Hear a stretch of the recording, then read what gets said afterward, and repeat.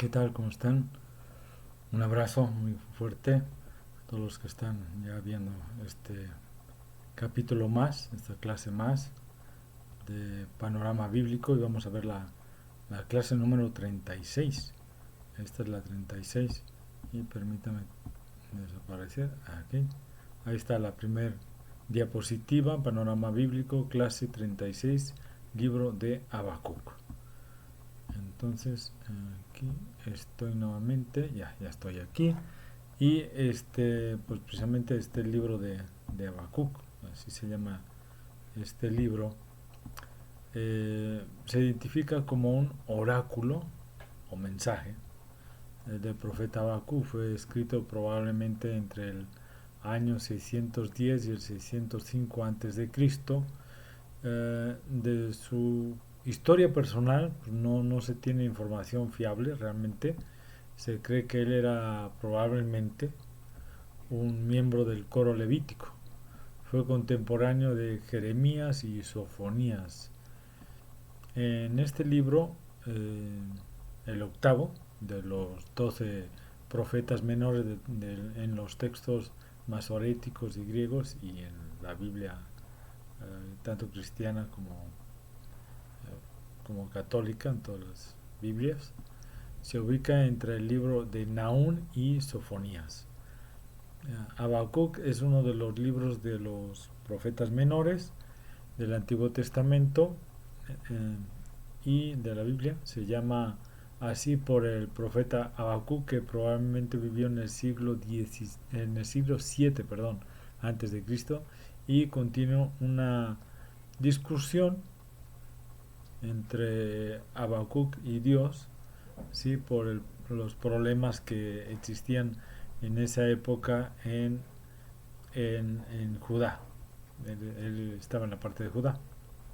Habacuc se preguntaba por qué Dios estaba permitiendo que su pueblo elegido estuviera pasando por el presente sufrimiento a manos de sus enemigos. ¿Sí? Aquí los enemigos son los babilónicos.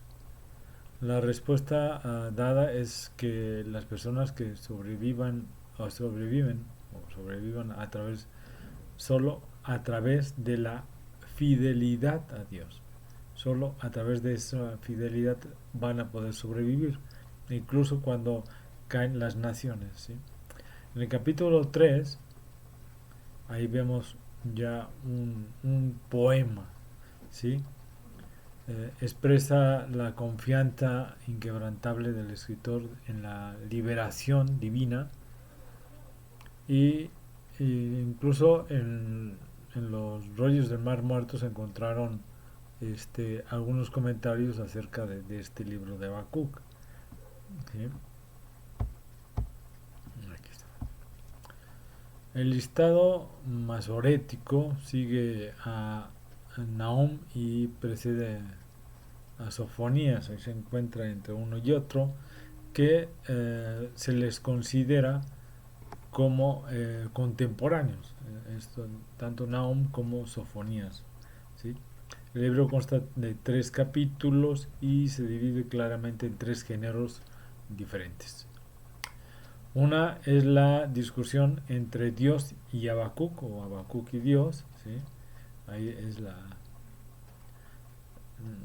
Habacuc le expresa su molestia, le pregunta y Dios le contesta precisamente estas preguntas que él le hace, ¿no?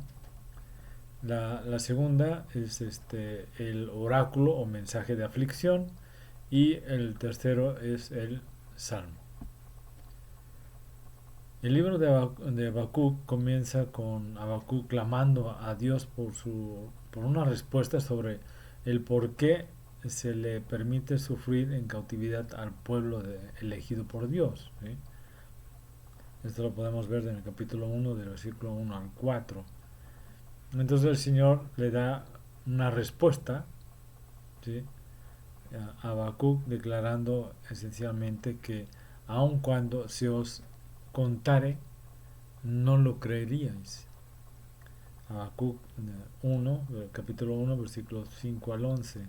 Entonces Habacuc continúa entonces diciendo, está bien, tú eres Dios, pero aún así, dime más acerca del por qué está pasando esto. Eso lo podemos ver en el capítulo 1 del 17 al capítulo 2, versículo 1. Entonces Dios le responde nuevamente y le da más información acerca de la suerte de los justos que van a tener, de los que confían en Él, de los que creen en Él. ¿Sí? Recordemos que ahí en Habacuc le dice, ¿no?, que él protegerá al remanente, a los que creen en Él, a los que han seguido a Dios y no lo han rechazado. ¿Sí? Recordemos que todas estas repercusiones son debido a que el pueblo y el pueblo y los gobernantes, ¿no?, se habían alejado de Dios. ¿Sí? Posteriormente, pues Habacuc, bueno, lo que les comentaba lo podíamos ver en Habacuc, capítulo 2, del versículo 2 al 20. Entonces, posteriormente Habacuc escribe una oración expresando su firme fe en Dios.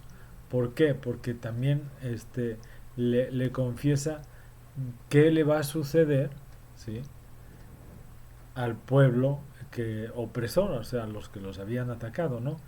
¿Sí? Y luego dice que la tierra permanezca en silencio ante él, o sea, que permita que se cumpla todo lo que Dios tiene previsto que suceda.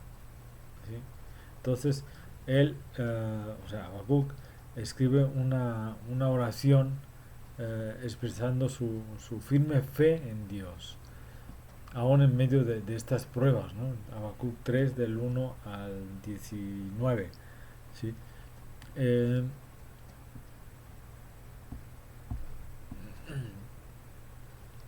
Vemos como el apóstol Pablo cita también a Habacuc en capítulo 2, versículo 4, ¿sí?, en dos diferentes ocasiones, en Romanos 1:7 y Gálatas 3:11, para reiterar la doctrina de la justificación por la fe. La fe que es el don de Dios, ¿sí?, y disponible a través de Jesucristo. Es al mismo tiempo una fe que salva. Efesios 2, capítulo 2, versículo del 8 al 9. ¿Sí? Y una fe que sostiene durante toda la vida. Obtenemos la vida eterna por medio de la fe y vivimos la vida cristiana por la misma fe. A diferencia del orgullo, ¿no?, que en el principio del verso, al principio, su alma no es correcta dentro de él y sus deseos no son correctos. ¿Por qué? Porque quiere saber, bueno, ¿por qué está pasando esto? ¿No? ¿Qué está sucediendo? Como que está empezando a molestarse con Dios y es la pregunta, ¿no? O sea, la primera pregunta es ¿por qué?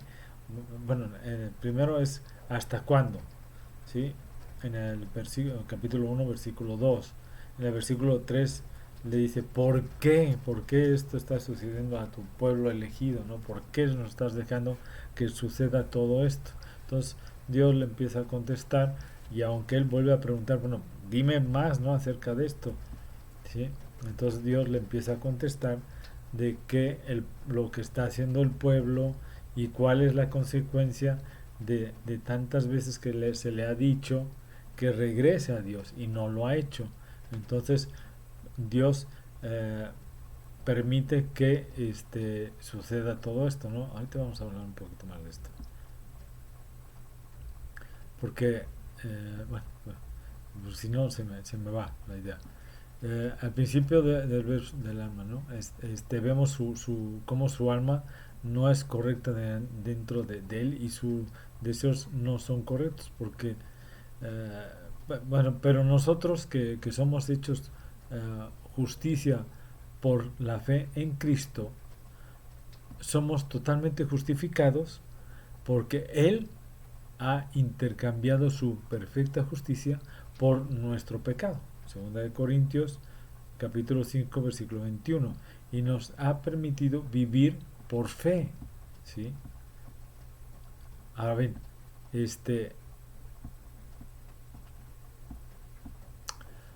vemos como aquí, ¿no? Vemos a Habacuc,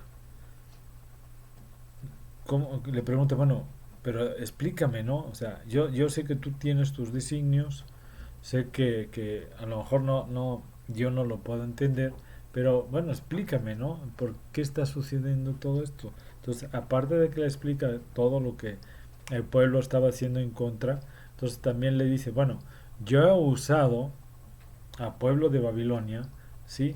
Porque él pues tiene fama porque son naciones, es una nación que es cruel, ¿no? Es muy fuerte y por ejemplo, es una o sea, muy fuerte, muy destructiva, ¿no? Era en ese momento era el imperio más fuerte que estaba conquistando todo lo que es el Asia Menor, ¿sí? Aparte era su poder militar, pues era muy fuerte, muy grande o sea, pudiéramos decir formidable y terrible a la vez, ¿no? Su velocidad era muy rápida, ¿no? Incluso ahí vimos como dice que es como el leopardo o que sus caballos hasta galopan tan fuerte que parece que vuelan, ¿no? Como las águilas, ¿no? Y su contundencia, ¿no?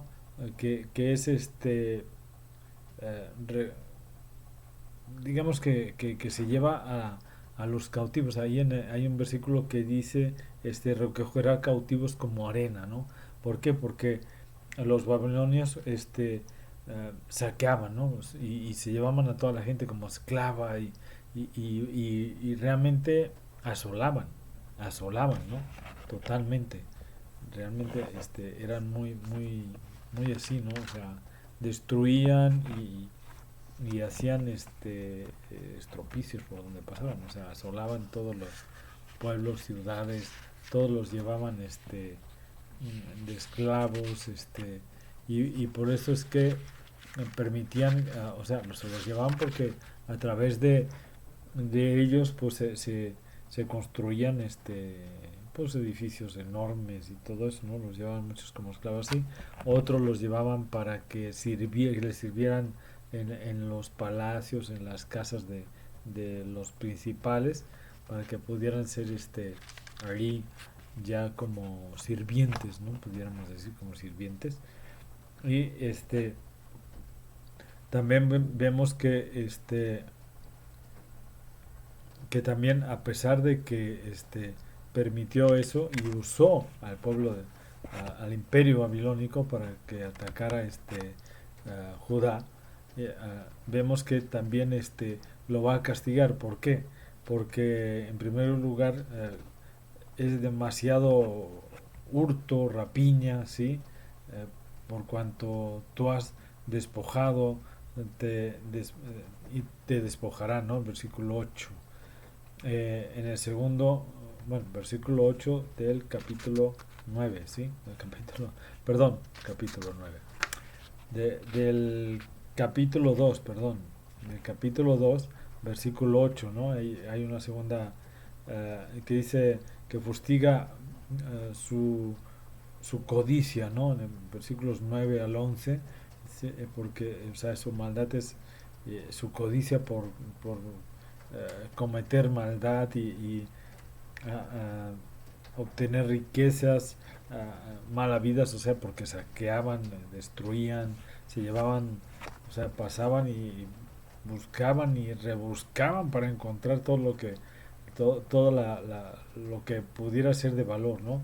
En tercero, la lamentación anticipada de la destrucción, ¿no? Del reino de Babilonia debido a todo sus bases tan violentas que tenían, ¿no? Entonces, todo ese esfuerzo humano por subjuzgar a las personas que habían conquistado, ¿no? Que habían conquistado en ese momento. Entonces, debido a todo eso, Dios los iba a castigar, ¿no? Por el exceso de violencia, por el exceso de degradación a la que habían llegado al momento de no solo conquistar, ¿no? Ya, sino ya desde sus propios orgullos que habían adquirido después de que habían conquistado tantos lugares, ¿no? Entonces, como que eso los había enorgullecido y se había convertido su Dios en sus propias armas, ¿no? O sea, su propio poderío, ¿sí? Se había convertido en su propio Dios, ¿sí? Entonces, también vemos ahí a Bakú como él menciona, ¿no? Que ve lo que había hecho Dios en el pasado, cómo los había apoyado, los había este, sacado de Egipto, todo lo que le había hecho, ¿no? O sea, se menciona el éxodo, el cruce del mar Rojo, las jornadas en el desierto, las primeras victorias de Israel, Josué, ¿sí? Las batallas, incluso el día que de la Guerra Santa, ¿no? Que no, el día más largo, ¿no? Menciona así como el día más largo. La victoria sobre Sisara, perdón, y la liberación por los jueces, ¿no? Entonces todo eso lo menciona que Dios había hecho todo eso en el pasado y que también lo haría en el futuro, ¿no? O sea, también esta parte de lo que estaba sucediendo, que el pueblo de Babilonia estaba conquistando todas estas tierras y estaba llevándoselos como cautivos, también eso iba a pasar. Que iba a pasar y ese remanente que estaba ahí lo iba a volver a rehacer para que Jerusalén y todo Judá pudiera volver a levantarse, ¿sí? Y entonces al final pues ya hace un, un, este, un salmo, un canto, ¿sí? Es un canto que ya con eso es la gratitud y ahí demuestra la fe de confianza, ¿no? La confianza que viene por enfocar a las personas de Dios en lugar de las circunstancias, ¿no? O sea, buscar primero a Dios antes de ver todo el entorno, por qué me está pasando todo esto, no, ok. Primero, Dios, qué es lo que sucede, por qué sucede y para qué sucede, ¿no?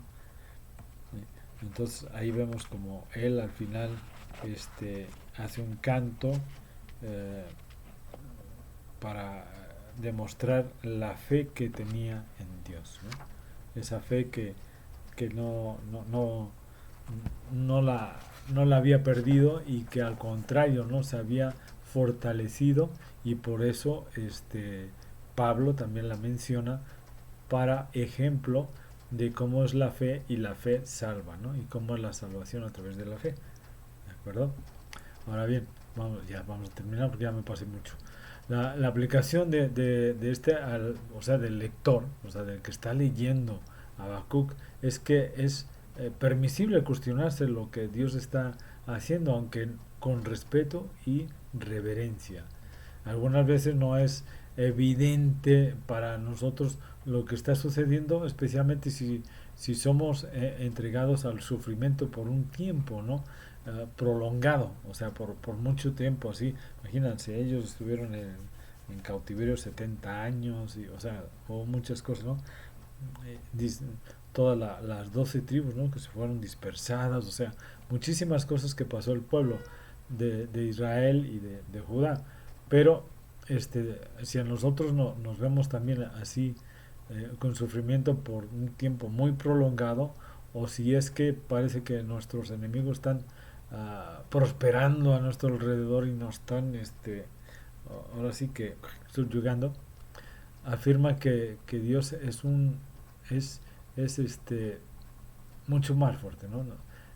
Mientras nosotros apenas salimos adelante, sabemos que Dios está con nosotros que Dios nos está fortaleciendo, porque si no, no pudiéramos salir adelante, ni ese poquito, ¿sí? Entonces el libro de Habacuc, sin embargo, afirma que Dios es un Dios soberano y omnipotente, ¿sí? Quien tiene todas las cosas bajo su control, ¿sí? Y nosotros solo necesitamos estar a veces, como ahí dice, ¿no? En silencio, quietos, esperando saber que Él está obrando, ¿no? Que Él está trabajando. Eh, Él es quien dice ser y guarda sus promesas. Debemos de tomarnos de esas promesas para seguir adelante. Y que Él, veremos cómo Él castiga al impío, o sea, al pecador, el que se aparta de Dios. Aun cuando no podamos verlo, Él los va a apartar y los va a hacer que paguen lo que han hecho, ¿sí? Tal vez ahorita no lo veamos, pero después lo veremos. Él aún está en el trono del universo. Necesitamos estar enfocados en esto, ¿sí? Jehová, el Señor, es mi fortaleza. Así nos dice ahí, ¿no? Habacuc 3:19 dice: Jehová es el Señor, es mi fortaleza, el cual hace mis pies como de ciervas y mis alturas me hace andar, ¿sí?